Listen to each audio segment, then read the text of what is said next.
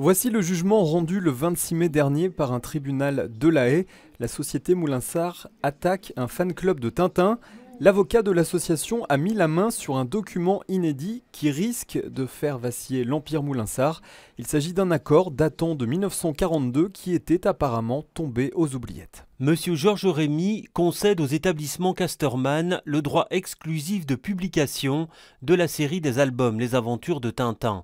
Sur base de ce document explosif, le tribunal de La Haye estime que Moulinsart n'est pas légitime des droits de publication de Tintin. La Cour de Den Haag a vraiment pris le soin d'examiner les différents éléments et on est frappé de voir que dans le cadre de ce litige si important, Moulinsart n'est pas en mesure de produire une pièce qui contredirait ce qui est allégué. Bien au contraire, la Cour dit que toutes les pièces produites établissent une impossibilité pour Moulinsart quelque part de faire valoir sa légitimité. À plusieurs reprises, Moulinsart a fait condamner des personnes qui utilisaient des vignettes de Tintin, une méthode qui sera désormais plus difficile à mettre en œuvre. Il est possible que des gens qui ont été amenés à payer des droits de cette nature-là se retournent, s'il n'y a pas prescription, il faut voir un petit peu quels sont les délais bien sûr, se retournent contre la Fondation Moulinsart pour réclamer la restitution d'une forme d'indu. Pour le moment, Moulinsart ne souhaite pas réagir officiellement, mais le jugement rendu à La Haye risque de faire jurisprudence.